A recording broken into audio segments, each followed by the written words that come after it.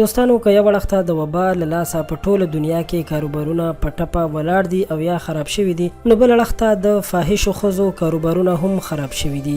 د بي بي سي په یو رپورټ کې د لاهور اوسیدونکي عاشي او د کراچۍ د اوسیدونکي شهزادې د ژوند کیسه در سره شریکو چې هغوی خپله یو انټرویو بي بي سي ته ورکړې ده چې څنګه هغوی جسم فروشۍ ته مجبوره شوي دي او څنګه د هغوی د وبا په حالاتو کې کاروبار خراب شوی دی.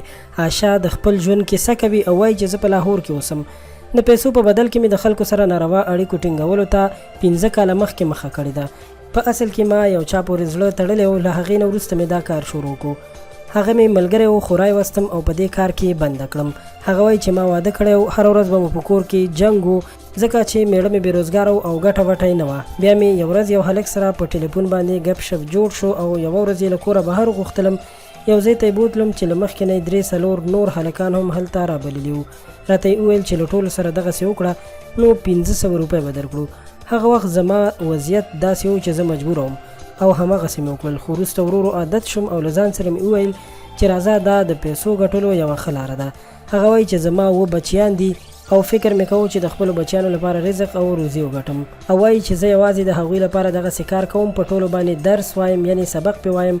په کور کې خاوند هم را سره دی، خواښې او لیور مې هم دي، خو ما هغوی ټولو ته ویلي دي چې زه یو چېرته نوکري کوم یعنی دنده لرم. هغه وایي چې د وبا له لاسه زموږ کار ډېر زیات خراب شوی دی او زه خپلې نورې ملګرې هم پیژنم چې د هغوی هم له کوره وتل ډېر زیات سخت شوي دي.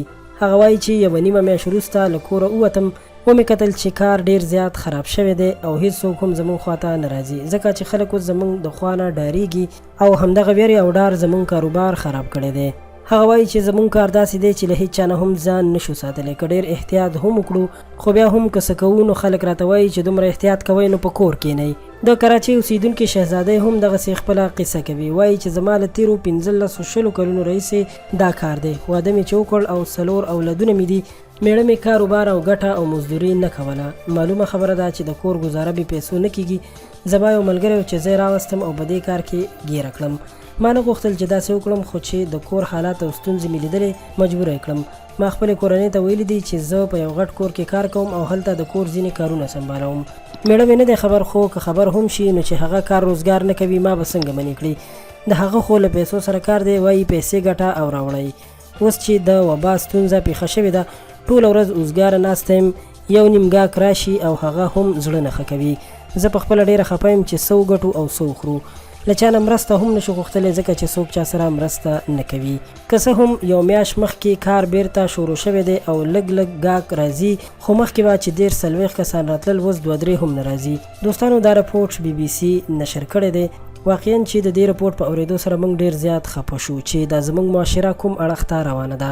یو سړی چې خپله ښځه او بچي نشي ساتلی نو هغه ته بیا څه ضرورت چې واده کوي او ښځه په دغسې کارونو باندې مجبوریږي. دوستانو تاسو داسې خلکو ته څه نظر او څه پیغام لرئ؟ مهرباني وکړئ خپل نظر او خپل پیغام را سره په کمنټ کې خامخا شریک کړئ او زموږ چینل پښتو پوسټ همدا اوس سبسکرایب کړئ. ډېره ډېره مننه، خوشحاله اوسئ.